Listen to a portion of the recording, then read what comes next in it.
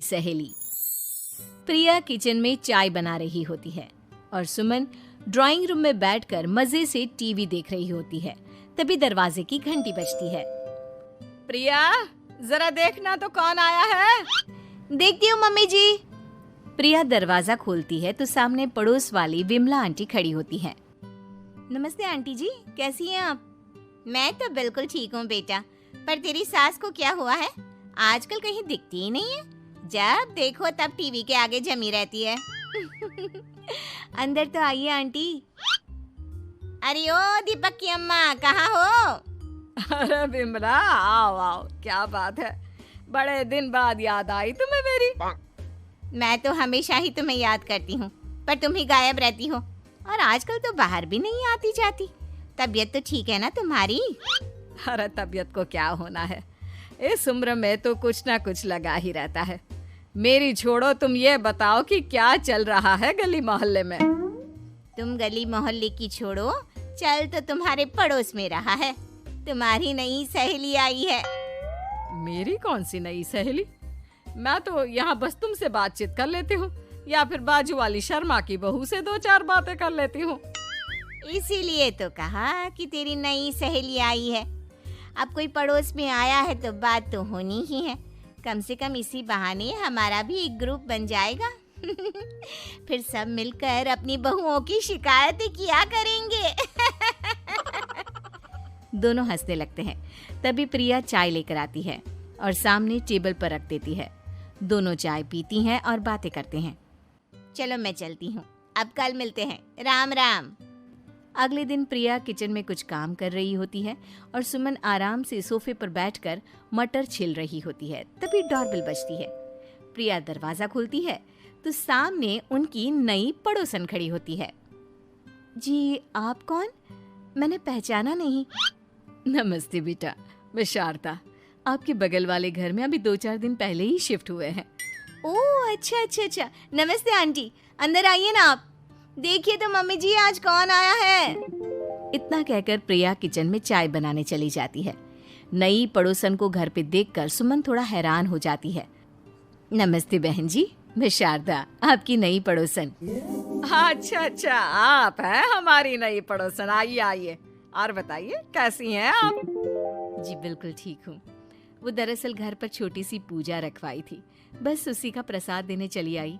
सोचा इसी बहाने नए पड़ोसियों से भी मुलाकात हो जाएगी। ये तो बहुत अच्छा सोचा आपने। सुमन प्रिया को आवाज लगाती है। अरे ओ बहू, जरा चाय पानी का तो आके पूछ लो। ये आजकल की बहुएं भी ना, जब तक बोलो नहीं तब तक कुछ नहीं करेंगी। आई मम्मी जी। प्रिया चाय लेकर आती है। दोनों बैठकर चाय पीती हैं और खूब सारी बातें करती हैं। अच्छा बहन जी, अब मैं चलती हूँ, फिर मिलते हैं। अब तो आना जाना लगा ही रहेगा। शारदा के जाने के बाद प्रिया किचन से बाहर आती है। क्या बात है मम्मी जी, आप दोनों को देखकर तो लगा ही नहीं कि पहली बार मिल रही हो। आप दोनों तो बिल्कुल बिछड़ी हुई सहेलियों की तरह बातें कर रही थी।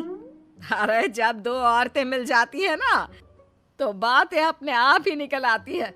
अब तू अपने काम पर ध्यान दे, बातों पे नहीं। ऐसे ही कुछ दिन बीत जाते हैं। अब सुमन और शारदा अच्छी सहेलियां बन गई होती हैं।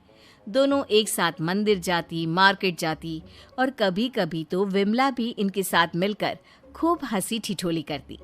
एक शाम तीनों बैठकर सुमन के घर पर चाय पी रही होती हैं कि तभी बहुत तेज बारिश शुरू हो जाती है।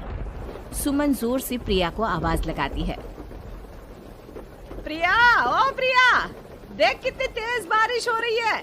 जाके छत से सारे कपड़े ले आ, नहीं तो सब भीग जाएंगे। सुमन 2 बार आवाज लगाती है लेकिन प्रिया का कोई जवाब नहीं आता। शायद प्रिया कुछ काम कर रही है, इसीलिए कुछ जवाब नहीं दे रही।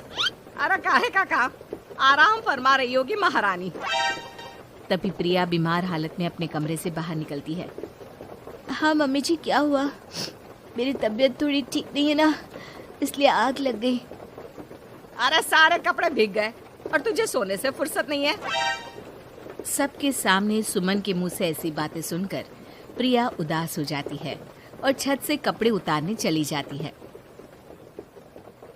सुमन, ये क्या बात हुई?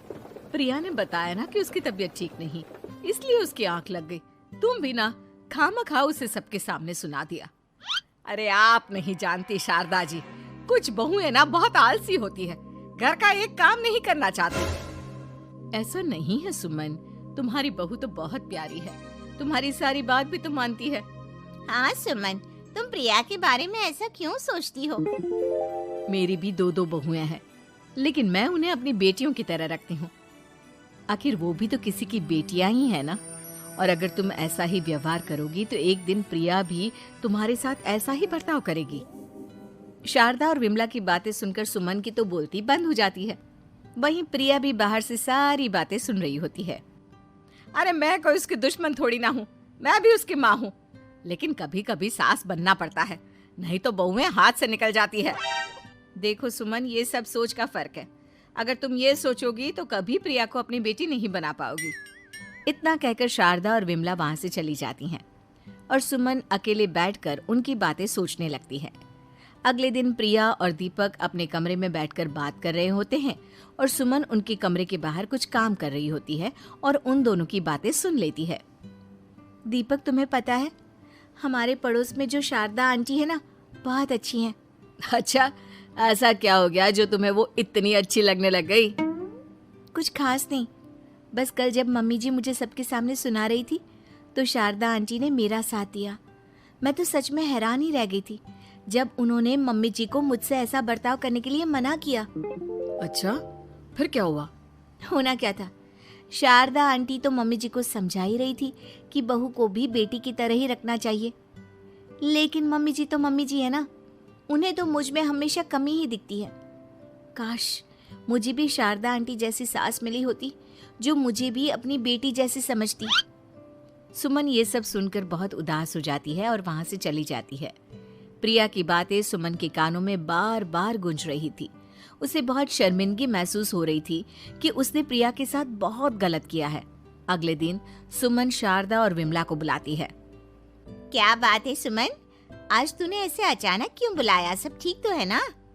हाँ, सब ठीक है, तुम दोनों बैठो तो सही। तब तक दीपक और उसके पापा भी आ जाते हैं। प्रिया, तुम भी आ जाओ। क्या हुआ मम्मी जी, आपने बुलाया? हाँ प्रिया बेटा, मैं आज सबके सामने तुमसे माफी मांगना चाहती हूँ। मैंने आज तक तुम्हारे साथ बहुत बुरा व्यवहार किया है, लेकिन तुमने कभी भी मेरे साथ बुरा बर्ताव नहीं किया। मुझे अपनी गलती का एहसास हो गया है, हो सके तो मुझे माफ कर देना। प्रिया अपनी सास की बातें सुनकर हैरान हो जाती है। उसकी आंखों में आंसू आ जाते हैं। प्लीज मम्मी जी, आप मुझसे माफी मत मांगिए, मैं भी आपकी बेटी ही हूँ। वैसे एक थैंक यू तो मेरी नई सहेली को भी बनता है, जिसकी वजह से मुझे मेरी गलती का एहसास हुआ। शारदा बहन, आपका बहुत बहुत शुक्रिया जो आपने मेरी आंखें खोल दी। अरे क्या सुमन, तुम भी ना। तो फिर इसी बात पर चाय और पकोड़े हो जाए? हाँ, क्यों नहीं।